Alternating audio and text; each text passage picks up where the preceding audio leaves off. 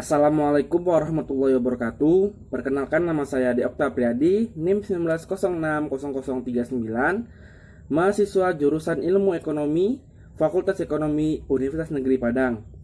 Baiklah, video ini merupakan tugas mata kuliah Sejarah Pemikiran Ekonomi dengan dosen Pak Dr. Alphonse Satrianto, SCME. Baiklah, di video kali ini kita akan membahas tentang sosialisme Marx. Poin yang pertama adalah, kita langsung masuk aja ya ke poin yang pertama. Poin yang pertama adalah kecaman Marx terhadap sistem kapitalis. 1. Surplus pengangguran. Selalu terjadi kelebihan penawaran tenaga kerja yang berdampak pada penekanan tingkat upah sehingga menjadi surplus value dan keuntungan tetap bernilai positif. 2. Penurunan tingkat keuntungan. Ada pengaruh yang kuat dari sikap kapitalis menghidupkan modal. Yang ketiga, krisis bisnis. Adanya perusahaan orientasi atau tujuan dari proses produksi dari tujuan nilai guna pada zaman ekonomi barter berubah menjadi tujuan nilai tukar dengan keuntungan saat di bawah kapitalisme, menyebabkan terjadinya fluktuasi ekonomi. Yang keempat, jatuhnya nilai profit dari krisis bisnis. Kaum kapitalis secara periodik akan berusaha menanggulangi jatuhnya nilai profit dengan mengurangi investasi secara berlebih yang dapat menyebabkan aktivitas ekonomi mengalami fluktuasi yang nantinya bisa menyebabkan krisis. Yang kelima, konsentrasi modal. Adanya pasar persaingan sempurna dengan jumlah yang besar untuk perusahaan-perusahaan kecil dalam tiap-tiap industri, namun karena ketatnya persaingan maka akan berpengaruh atau mengarah pada jatuhnya industri-industri kecil sehingga akan mengurangi persaingan. Yang keenam, bertambahnya kesetaraan kaum proletar. Secara absolut menunjukkan pendapatan dari masyarakat secara global menurun dalam sistem kapitalis dan juga menunjukkan bahwa bagian pendapatan nasional mereka menjadi turun kemudian hari. Selanjutnya, nomor 2 atau B, teori pertentangan kelas. Bertumpu pada pemikiran bahwa sejarah dari masyarakat yang ada sampai sekarang adalah sejarah perjuangan kelas. Teori kelas beranggapan bahwa pelaku utama dalam masyarakat adalah kelas-kelas sosial, contohnya penindasan satu kelas oleh kelas lainnya. Teori yang dimukakan Karl Marx ini bukanlah teori yang eksplisit, melainkan sebuah latar belakang aliran Marx tentang hukum perkembangan sejarah, kapitalisme dan sosialisme. Dalam teori Marx ini membedakan masyarakat berdasarkan mode produksi, yaitu teknologi dan pembagian kerja. Dari masing-masing mode produksi tersebut, lahir sistem kelas yang berbeda, di mana satu kelas mengontrol sistem produksi atau kelas pemilik modal, dan kelas yang lain merupakan produsen langsung, secara penyedia layanan untuk kelas dominan atau kelas buruh. Faktor ekonomi inilah yang akhirnya mengatur hubungan sosial pada masyarakat kapitalisme. Yang C atau yang ketiga adalah teori surplus value dan penindasan buruh.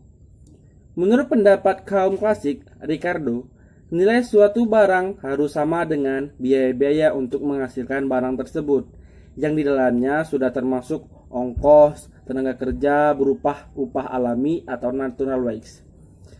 Kelebihan nilai produktivitas kerja buruh atas upah alami inilah yang disebut Marx sebagai nilai lebih atau surplus value, dinikmati para pemilik modal. Menurut Marx, nilai suatu komoditas adalah penjumlahan biaya labor langsung, biaya labor tidak langsung dengan atau nilai surplus. Nilai surplus adalah kelebihan nilai produktivitas kerja atau upah diberikan kepada buruh. D. Dialektika materialisme histori. Teori Marx tentang kejauhan kapitalisme untuk kemudian digantikan dengan sosialisme komunisme didasarkan pada dialektika materialisme sejarah. Konsep ini dipelajari oleh Marx dalam filsuf Jerman, yaitu Georg Wilhelm Hegel dan Ludwig Leverhage. Dengan ditentukan ada tesis, antitesis, dan sintesis yang saling berkaitan satu dengan yang lainnya. Dengan materialisme historis, Marx percaya sejarah manusia ditentukan oleh kebutuhan akan materi.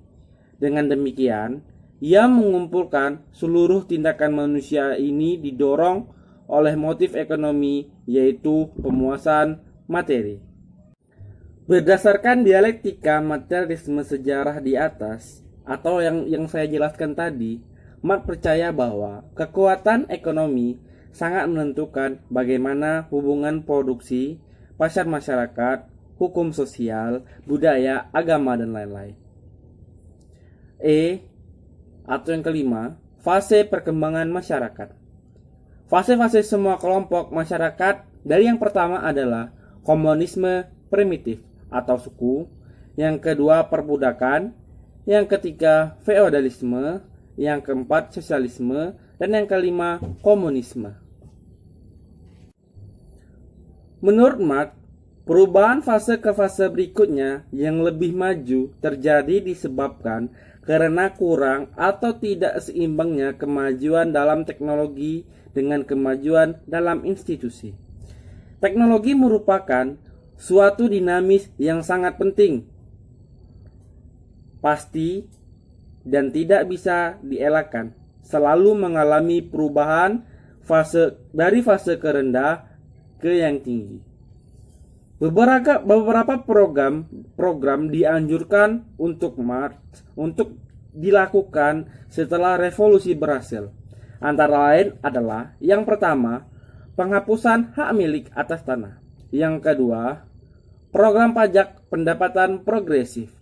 Yang ketiga, penghapusan semua bentuk hak kewarisan. Yang keempat, permusatan kredit. Yang kelima, pemusatan alat komunikasi. Dan yang keenam adalah pengembangan pabrik atau alat produksi milik negara. Baiklah, kita akan masuk ke materi terakhir pada video kali ini, yaitu materi tentang beda sosialisme dan komunisme menurut Marx. Ada 3 perbedaannya. Yang pertama, perbedaan dalam produktivitas. Yang kedua, hakikat manusia sebagai kehidupan. Yang ketiga adalah pembagian pendapatan. Pada masa sosialisme, produktivitas masih rendah. Kebutuhan materi belum cukup. Sedangkan pada saat fase komunisme, produktivitas sudah tinggi, sehingga semua kebutuhan sudah diproduksi dengan cukup. Tentang hakikat manusia sebagai produsen. Dalam konsep sosialisme, manusia belum menyesuaikan diri sehingga menjadikan kerja sebagai hakikat dan masih mementingkan insentif materi untuk bekerja. Baiklah, itulah tadi video kita pada teori ini, yaitu sosialisasi Marx.